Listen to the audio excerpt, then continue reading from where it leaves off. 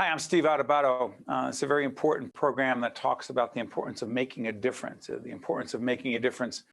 particularly when it comes to educational inequities. We bring forward three very special people, all of whom are winners of what is called the Russ Berrie Making a Difference Awards. For 25 years, that event has been going on, a Making a Difference Award ceremony. I've been honored to host it for all of those years.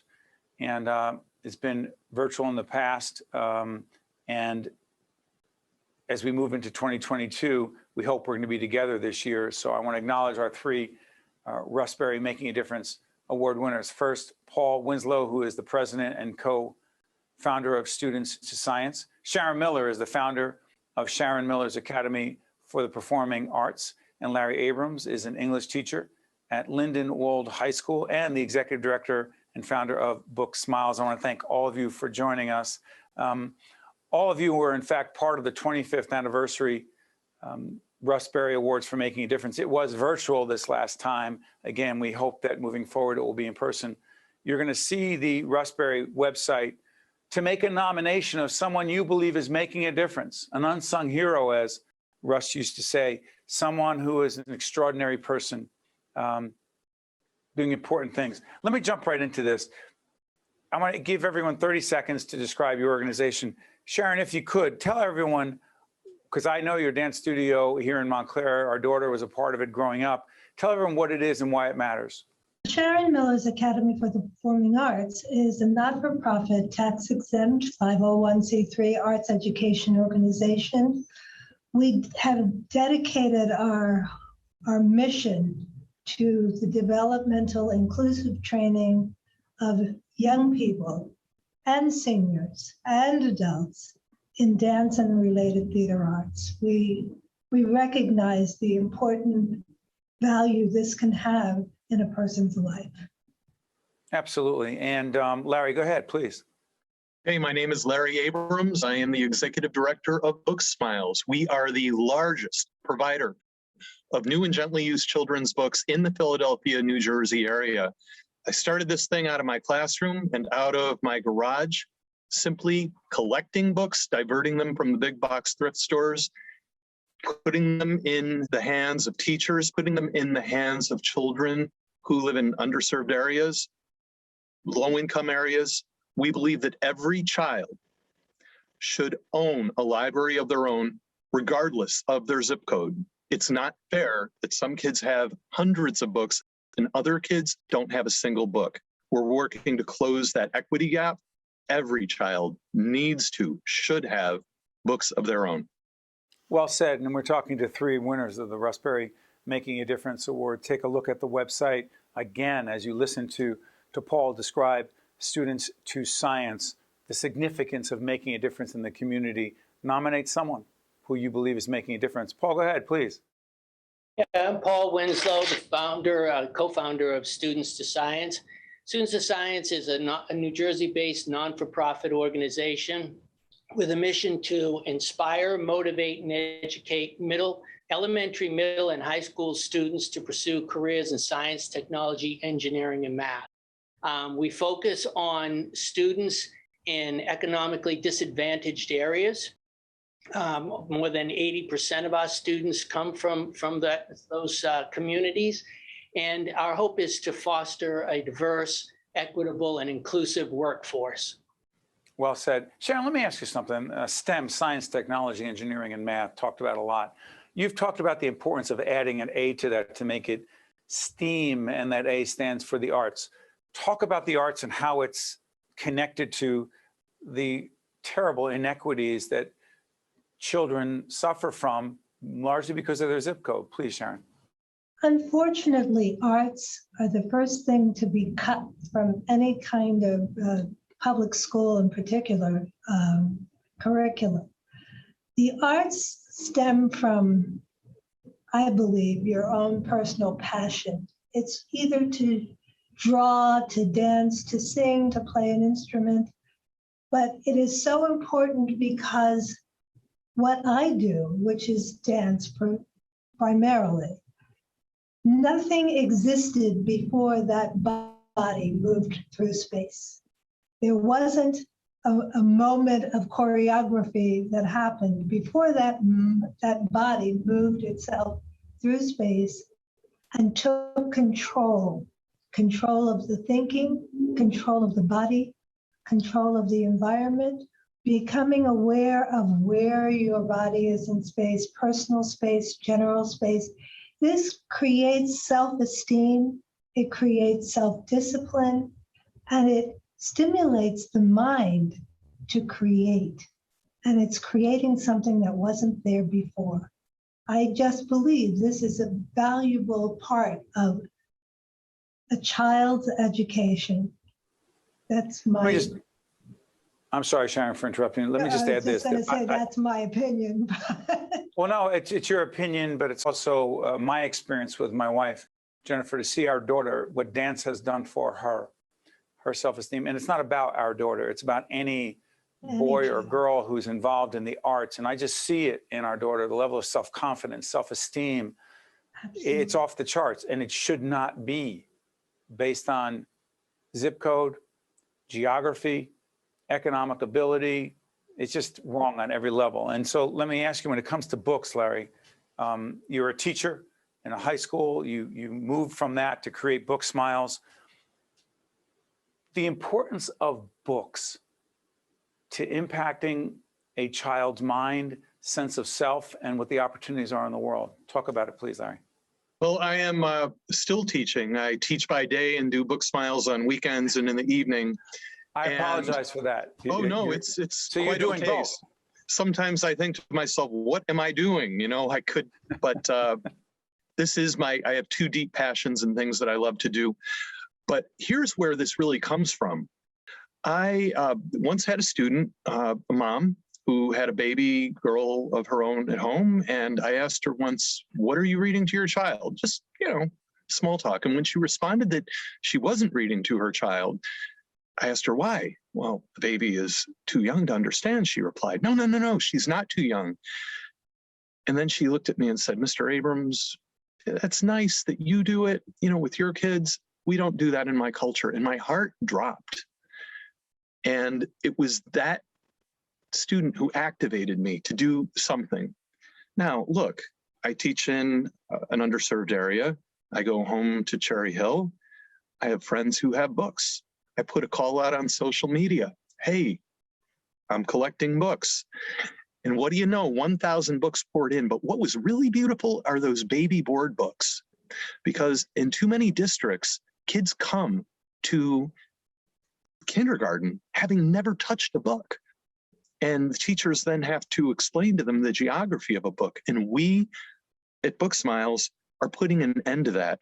700,000 books in, we have a long way to go. But Right. This is a fixable problem. And by the way, I want to be clear that when we talk about the Making a Difference Award, each one of our guests today are winners of awards. There's a cash award. I want to be very upfront about that as we put the website up. There's a cash award to help that not-for-profit organization continue to make a difference. Paul, let me ask you something.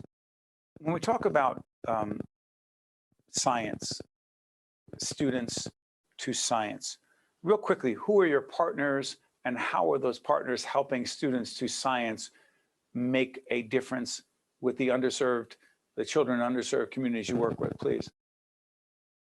When we talk about students to science, a lot of times we refer to it as a convener, okay, where we're convening the union or act as a liaison between the private and the public sector. When you talk about science and you talk about the careers in science, the careers we're going to talk about today are not the careers that a kid that starts with us in the 5th grade will even pursue probably, 8-10 years from now, because the science is changing so quickly. Okay, so it's very important for us to, partner with the corporations, the end person, the hiring, organization, because they're the ones that are going to keep us abreast of what their needs are. Okay, and then, we have to talk to the schools. I mean, you're talking about, to teachers that, in elementary school have very little science experience, never mind, knowing what the future is going to hold for their students. So how could they possibly inspire them, coach them, educate them on potential careers 10 years down the road? And then the third party that we need is we need the administrators, we need the school boards, we need the local municipalities to support. So by bringing all these parties together, oh, and I should mention also higher ed partners, because we can work really hard to get our kids from the 5th grade to the 12th grade is where we focus. But we need to matriculate those kids in a very meaningful, successful way so they get to post-secondary schools and opportunities, whether it be certificate programs, they can be successful there. So we actually convene all of those parties to make this a successful venture. Sharron, let me come back to you. I'm curious about something, particularly in light of the pandemic. Right. The impact on not-for-profits, Oh, the impact of raising money, conducting a business, paying your bills, paying your people, paying their health insurance, paying your rent, paying. Go ahead. Go ahead. I've got to say that the private sector, in terms of foundations, really stepped up to the plate. The government stepped up to the plate with the PPP loans. Other than that, I don't even know what we would have done. I mean, we probably would have closed. There were several things that were going on. The fact that we were in a pandemic, and it was very fear-provoking for parents, particularly, who wants to send their child into a situation that could be damaging to them, to their health. It was mandated by the government that we closed down for a certain amount of time. But even then, we weren't making any money because we weren't teaching any classes.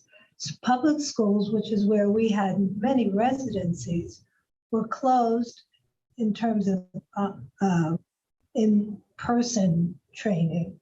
And it was heart-wrenching to see that there were so many children. We were in Patterson and Newark. So many children were being forced to study on a phone, trying to find a hotspot at a McDonald's. And of course, somehow there were dance teachers that were trying to teach dance. We were among them. And how we got through it is by the grace of God. That's all I can say. Let me ask this, because I'm curious about this. There's a cash grant, as I said before. And again, corporate and foundation support allows us to do what we do in public broadcasting and for not-for-profit independent production companies like ours. But Larry, for you, the Russ Berrie grant, winning that grant, that award, what did it mean? Well, the pandemic was actually very, very good for us because books started pouring in, and because libraries weren't taking them, and we were.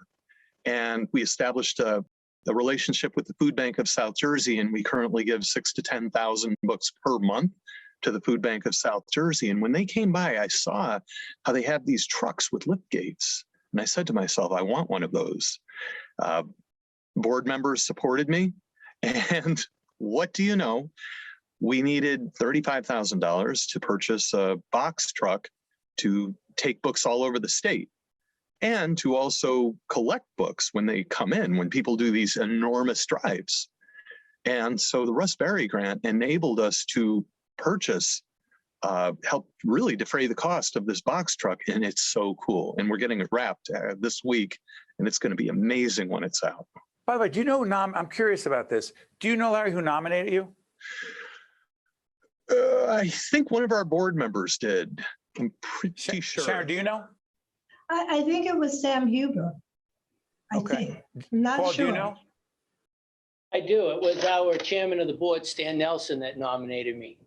But I didn't know until after I got the award. Wait, hold on, wait. You did, and it's so interesting. People often don't know exactly until later, and it's very interesting. The committee, they look through a whole range, hundreds of these nominations, and the standard is very high. So you didn't find out until you won the award, Paul?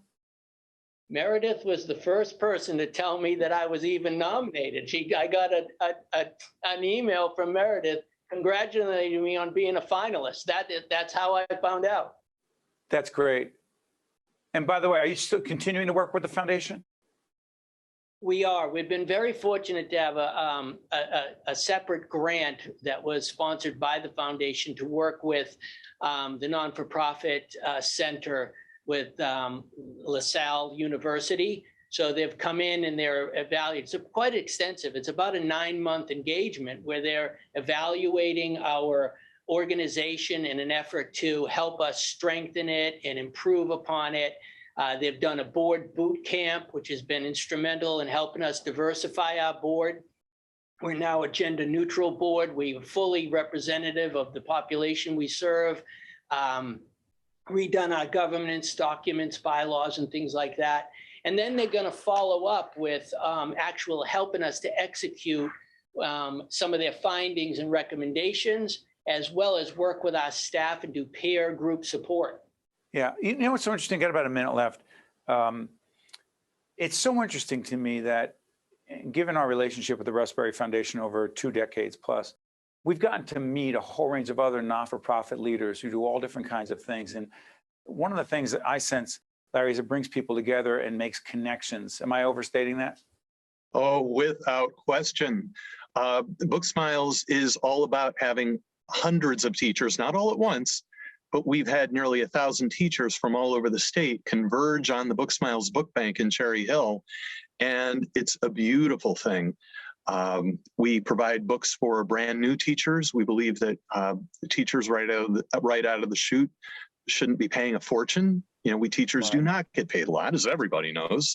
So we're able to connect a lot of teachers with books, and then teachers give these books to their precious children. You know, and by the way, as people go on the website, the Russ Berrie website, you're going to see the past winners as well for this Making a Difference Award. And you're going to be, it'll be very interesting for you to identify those different not-for-profits in a whole range of different areas that are working every day to make a difference. There's a specific deadline that I'll tell you there on the website. But the reason we wanted to air this program early in 2022 is to allow people to recognize, nominate leaders, people, professionals, caring individuals who make a difference every day, either as individuals or as part of a not-for-profit. So Paul, Sharron, Larry, congratulations on winning the Russ Berrie Making a Difference Award the last time around, the 25th annual. And we look forward to seeing you in the future in person to recognize the new group of people that are recognized. Thank you all so much for making a difference. Thank you. Thank you. You got it. I'm Steve Adubato. Stay with us. We'll be right back. Think Tank with Steve Adubato has been a production of the Caucus Educational Corporation. Funding has been provided by Holy Name, the Turrell Fund, supporting Reimagine Childcare. PNC, Grow Up Great. The New Jersey Education Association. Berkeley College. PSE&G. NJ Best, New Jersey's 529 College Savings Plan. Community Food Bank of New Jersey. And by the Robert Wood Johnson Foundation. Promotional support provided by NJ Biz and by New Jersey Globe. Do you know someone who's done something extraordinary for others, whether a community service or an act of heroism? That person may be a candidate for the Russ Berrie Award for Making a Difference. Help us pay it forward by honoring New Jersey's unsung heroes in their efforts to make a difference in the lives of others.